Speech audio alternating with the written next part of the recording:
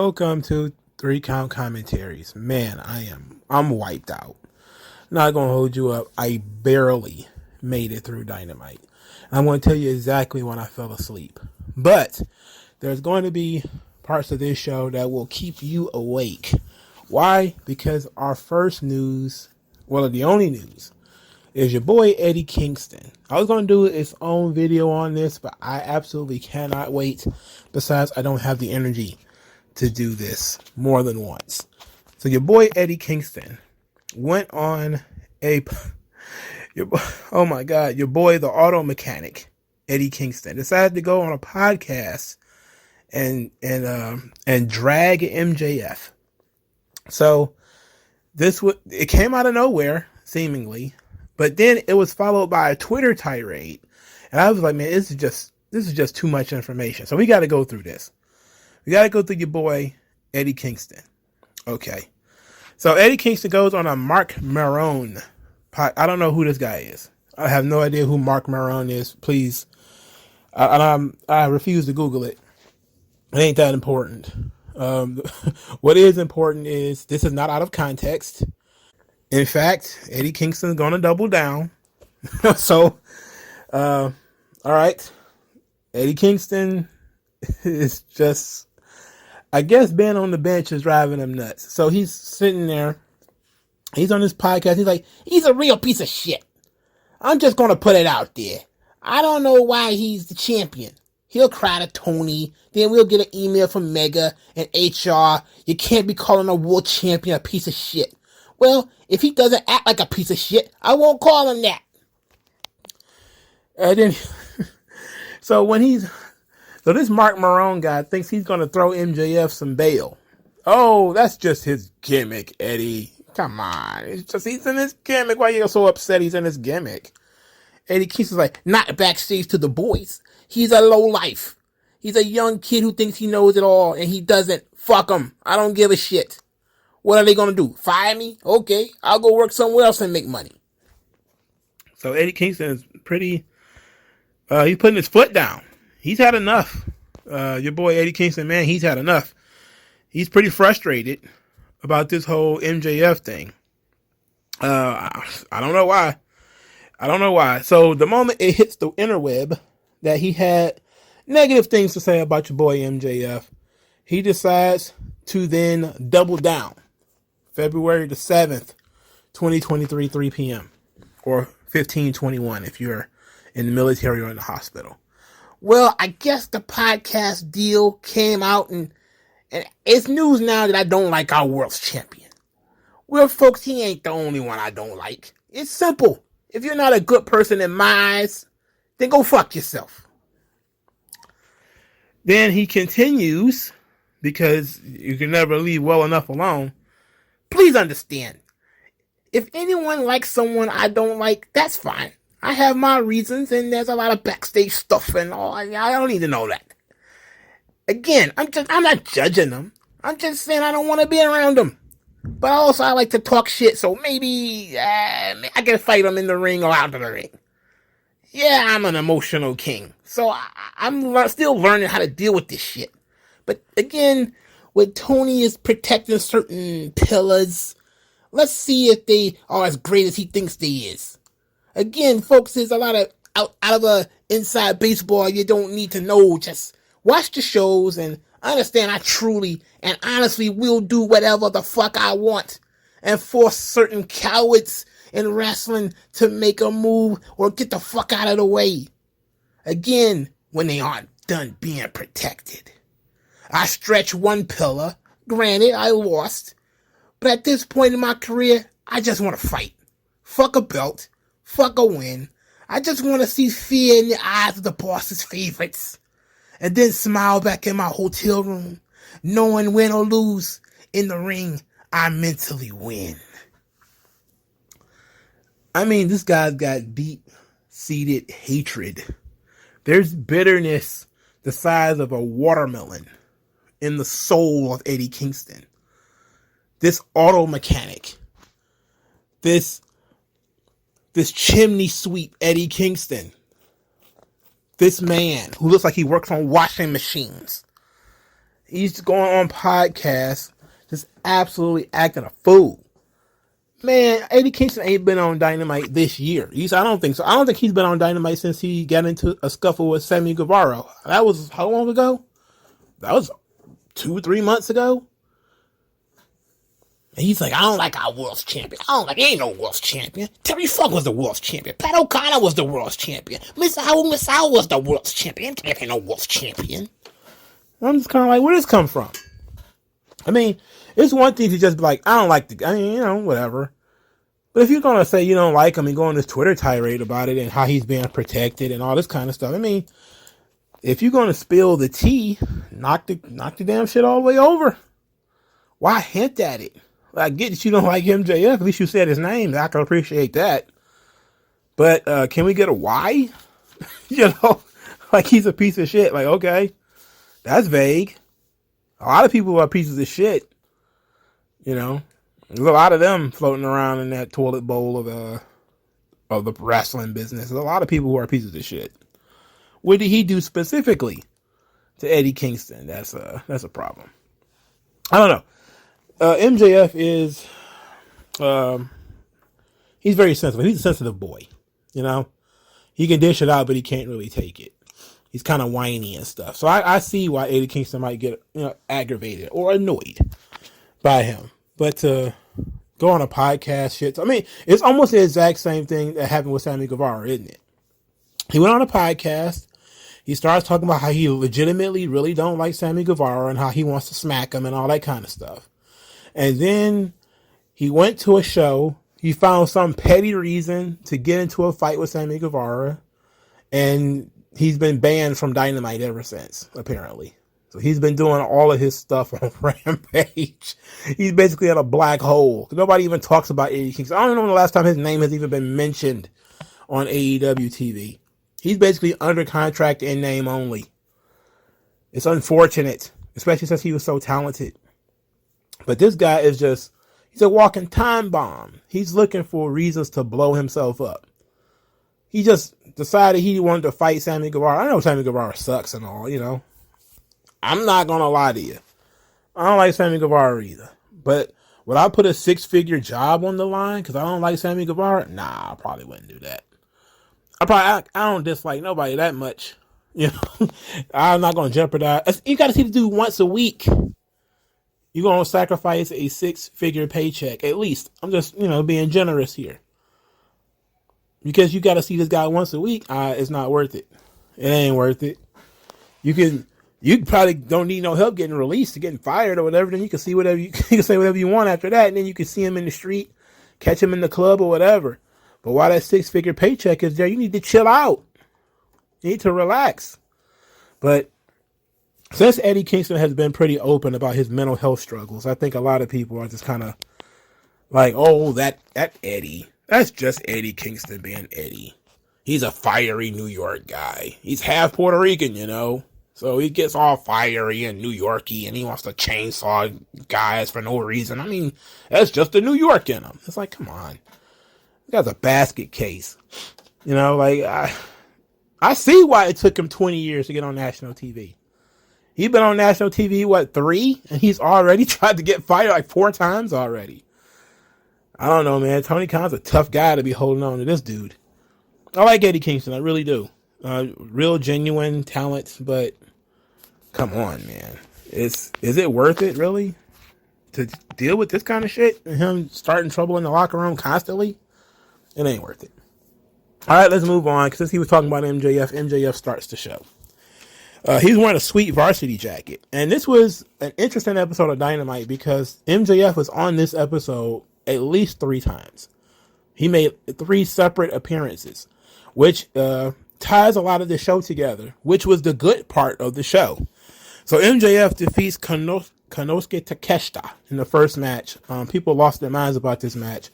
I absolutely did not care. Not only because I know what the finish to this match is, but I know this match is going to be too long. The only thing I can give credit for is MJF's jacket. I love MJF's jacket. Yes, I saw the little clothesline flip spot. It just really buried the clothesline from the top rope. Just like they buried the superplex a little bit later in the show, but nothing matters in AEW anyway. Konosuke Takeshita missed a springboard senton, which opened up a chance for MJF to use his Salt of the Earth finish. That didn't work, so he moved to a separate armbar where Takeshita did tap out. So he actually did win. Then after the match, MJF took his Dynamite diamond ring and punched Takeshita in the head. That being said, in order to get the blood, Takeshita, of course, bladed, which led to, once again, for the second fucking week in a row, Takeshita takes the blade from the ref, cuts himself, gives the blade back to the ref in front of the fucking camera. Right in front of the goddamn camera. Why bother? You know, why fucking bother? This is worse than Magic Exposed at this point. This is ridiculous. Anyway, Danielson runs down to the ring to chase MJF off. Okie dokie. So MJF wasn't done for the evening. Later, he cuts a backstage promo where he's all sweaty and breathing hard and stuff. And he gives Takeshita his flowers, saying that he's a tough guy, but he's still no match for the world champion.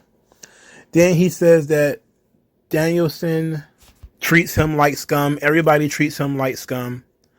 But they don't know what they're made of until they face adversity. And he learned what he was made of years ago. And he starts telling this story about, being in love with a Camaro and driving fast and getting speeding tickets. And ultimately, he talked some girl into giving him some head in a car.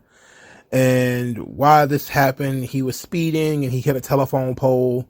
And as the police was showing up, he checked to see if the girl was alive. Then he switched seats with her to make it seem like she was driving instead of him, to try to avoid a parking ticket. Or a speeding ticket, I'm sorry. And the crowd groaned. The crowd groaned for like 3 different reasons. One, because the girl in his hypothetical story was named Liv, knowing that he has a sort of crush on Liv Morgan, the WWE wrestler. So now everybody's trying to turn Liv into some kind of meme. Second was because of MJF doing the universal dick sucking motion on television, which is what it is. I mean, it's within his character to do that. MJF's character is basically a frat boy. That's basically his gimmick. And, they're hypersexual in some ways. And so MJF being hypersexual in this way actually fits the character. And the third is because he switched seats with Liv and she ended up getting busted and he didn't. So a lot of people were really so I found the story part to be pretty boring. But he got to the punchline. I was like, okay, that was actually pretty good. I was like, where is he going with this? Where is he going with this? Where is he going? Oh, okay. I like that. And now it was punctuated with Excalibur saying that MJF is officially the worst person in the world. To me, as he was telling this story, I just couldn't think of nothing but Ted Kennedy. I don't know, maybe y'all too young to know about Ted Kennedy. Ted Kennedy was a senator in the United States, and apparently when he was younger, he's dead now, but when he was like, I think he was like in his 30s or something like that. He was driving with a girlfriend. Something happened and he ended up driving through a rail, and the girlfriend drowned to death. She actually died. But he waited like 10 hours to call the police or whatever. So that kind of followed him his entire political career. But it says a lot that, you could literally be in a car with a girl drowns, behave suspiciously, and still get elected to office again and again and again, right? But that's kind of where I think that this MJF story came from. I don't think it was real. Even though he did have a picture of himself with that nice little Camaro. It was a sweet car. But even though I feel like I'm doubt he knows about the Kennedys, but it seemed to me like it was kind of inspired by that, and it kind of really stuck with me, because as soon as he said that, I was like, man, that sounds a lot like that old Ted Kennedy story, where she suffers while he kind of skates away, and but in this situation, it doesn't even haunt him for the rest of his life. But a lot of people took from that story was, oh my God, Liv Morgan was giving him head in a car. I'm like, I don't know, man. I don't even think they even know each other. Yeah, they probably know each other. They probably took pictures together, but I don't think they know each other. But then again, maybe they do. I think they're on the same age, so I don't know. But it was weird, and I know it put her in a weird position, but too bad. My man working his gimmick. Okay. So MJF has already done that. He said he's a scumbag and he's proud of it. Danielson doesn't know what it's like to do what it takes. So he's, setting the standard. I will do whatever it takes to get what I want, even if it means fucking over people. Okay. True that. We've seen that as well within his character. So later in the show, MJF comes down to the ring for the Rush Danielson spot. Now this was interesting. I actually like this. Danielson is backstage with Konosuke Takeshita, because Takeshita, of course, got his wig split by MJF. So he's in the locker room. They're about to do a promo segment. And next thing you know, the door slams behind them, and you can hear it lock. And Danielson can't get out. There's people yelling in Spanish, so you know that there's some funny business going on. Rush goes to the ring. MJF comes to the ring, says that Danielson has no-showed, and by the AEW rule book, Aubrey Edwards has to count him out.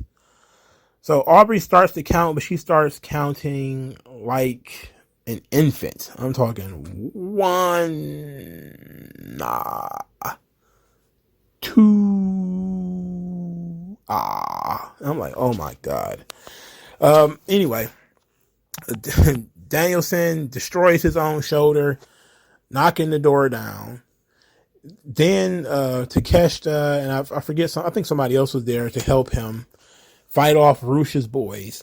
Because Aubrey was counting so slow, Danielson was able to make it to the ring.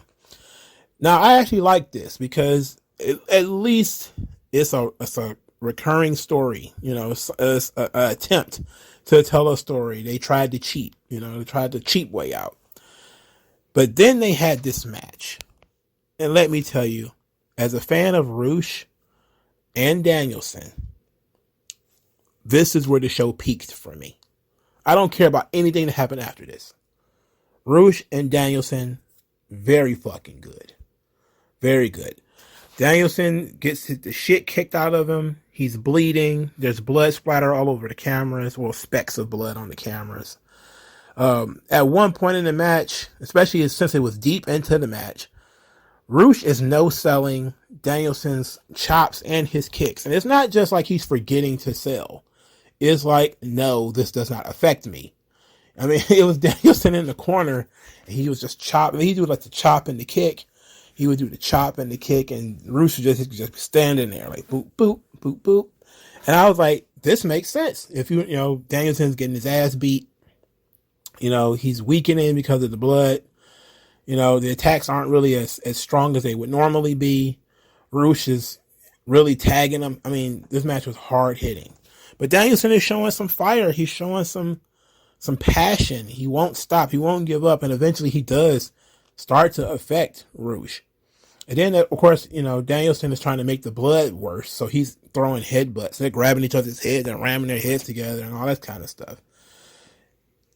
This was tremendous. It came across like a legitimate fight. I have been talking about how great Rush is. Or Rush, however you want to pronounce it. Since when, he was on Ring of Honor in the middle of nowhere, and he was the world champion and all that kind of stuff, I was a fan of this guy. I like this guy. I like Rush. And I love Danielson. So this ruled. The only thing that I did not like is when Rush licked Danielson's blood off his fingers. That grossed me the fuck out, because I have a definite phobia of bodily fluids. That freaked me out. I was not happy about that. But other than that, fantastic match. Okay angle leading into the match.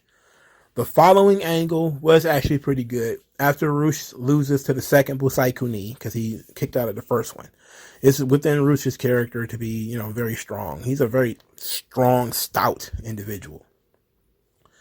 And MJF attacks Danielson because now the match is official. He has to wrestle Danielson for an hour at Revolution.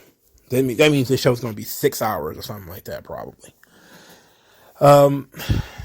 MJF starts to utilize the armbar, and it was, pretty vicious. They've been telling this story for a while now with the armbar and the arm and Danielson and everything. Danielson having to go into the match with one arm and wrestle for an hour. That's a great hole to put a baby face in.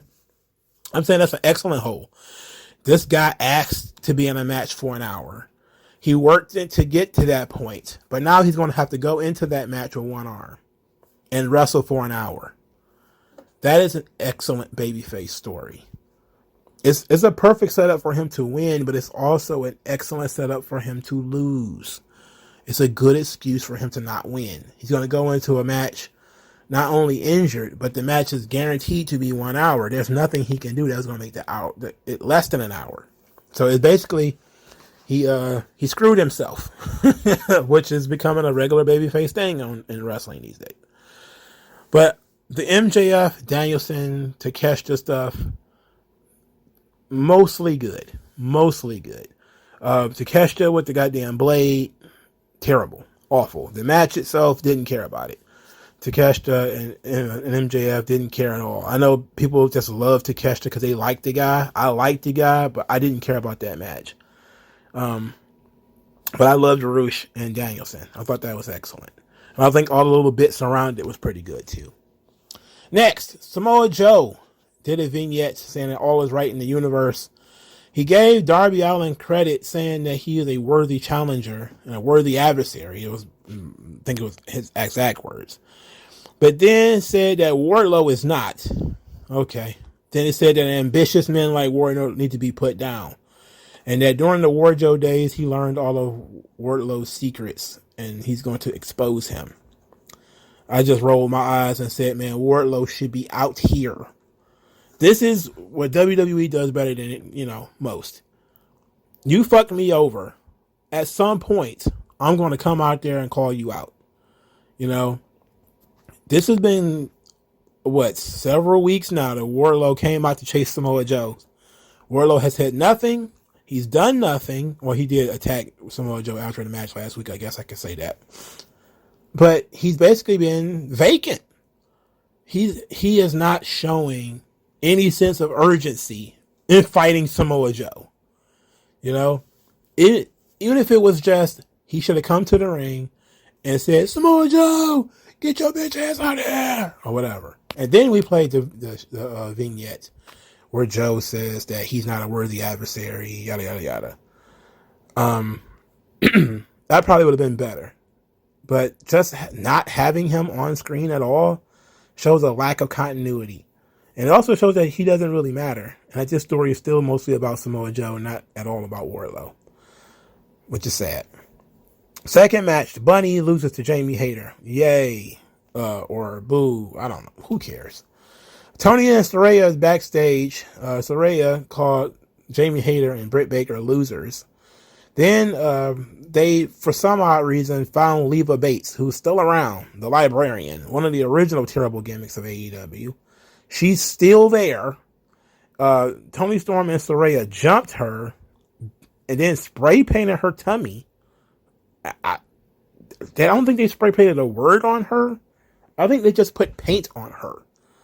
And then they said that, Saraya said that they're here to take over. I was like, well, okay, whatever. I don't believe this. I can't believe this. I can't believe this. This is not good. Ain't good. That ain't good. No follow up on Ruby Soho. No follow up on that. Instead, we got these two beating up on Leva Bates and spray painting her for no reason. Just, hey, you just happen to be here. Come here, you who I've never seen on TV in over a year. Come here. You just happen to be casually walking by at a time like this. Anyway, match 3, the Guevara Garcia Gauntlet. Ricky Starks defeats 2 members of the JAS, meaning the 2.0 guys, Fat 2.0, Skinny 2.0, beat them pretty quickly. Before having to have a match with Garcia or Guevara, they tease him. Guevara gets on the ring apron. When Starks attacks him, Garcia attacks him from behind, leaving the idea to be that he has to wrestle Daniel Garcia. Then Daniel Garcia actually wins this match with help from Chris Jericho, who is wearing a luchador's mask. I think it was a Scion's mask from the NWA. That's what it looks like. So Ricky Starks lost the gauntlet, therefore did not get the match with Jericho, and lost to Daniel Garcia, which of course, no doubt, set up a regular match between him and Daniel Garcia. But the fact that Ricky Starks lost, dumb. Yes, him beating 4 guys and being invincible is also dumb. But this is why you don't book the gauntlet. You just don't book the gauntlet. Maybe you do the straight up, Starks has to beat Guevara or Garcia in order to get the match with Jericho. But why does he have to jump through all these hoops to fight a guy he already beat? Fuck. Makes no sense. Moving on. Billy Gunn and the Acclaimed are backstage. Billy Gunn says he cares about all 4 of these guys. And they agreed in the back that he would stay out of it. So he was intending to stay out of it. And he says he made the decision as a team or whatever. So the main event of the show, impressive they put these guys on last. The Acclaimed versus the Guns. There was a really silly ref bump in this match. A really animated ref where the ref just seemed to basically fly out of the ring like something out of a video game. At this point, Austin Gunn gets one of the championships and he's going to hit a member of the Acclaimed with it. Billy Gunn leaves the backstage area and you know there's some chicanery on foot. And everybody is looking at this saying, oh, he's about to snatch the title and then, hit the member of Acclaim with it. So we were half right. Billy Gunn snatches the title from his son. Then his other son bashed Billy Gunn in the head with the title. And I was like, oh, that's interesting. Now, maybe they're going to work this and he really didn't hit him or something like that. But Billy Gunn was down. Later, Bowens was hit in the head with the title. He then got schoolboy rolled up and pinned. So the Guns are the new AEW Tag Team Champions. And I didn't pop, but I nodded in approval. I nodded in approval of this. The Acclaimed were desperately, I know that it pissed off a lot of people. A lot of people were getting upset. It's better to go off on top. And the Acclaimed were getting stale. They were really getting stale. So it's not that they're playing hot potato with the tag team belts. It's just putting them on teams, trying to get them over. This seemed like it could legitimately mean something if they continue this storyline going forward. If they continue these guys chasing the belts, there could be something here. A lot of people are already talking about taking the belts from the Ass Boys, giving them back to FTR. I'm like, wait a minute. No, let's not do that. Let's just escalate the feud between Billy Gunn's sons and the Acclaimed. There's possibly like a cage match you can get out of this. There's some other fun stuff that you can get out of this. Now that the titles are switched, the Acclaimed got screwed. They're not the conquering baby faces anymore. We can do more. There's some stuff that we can build upon. Let's do that. Rather than rushing it to, give the titles to other people. No. Let's slow down. Let's do maybe a ladder match or something like that. And I like that idea because now the Acclaimed are having to fight from behind. It's a nice little subtle shift in the storytelling. The Guns are the top guys now. The Guns are where they want to be now. And sometimes in a story, that's how it works. You know, sometimes the bad guys have the upper hand and you have to find a way to pull them from the top. You know, this is the kind of story that the Acclaim kind of need. It was the right decision.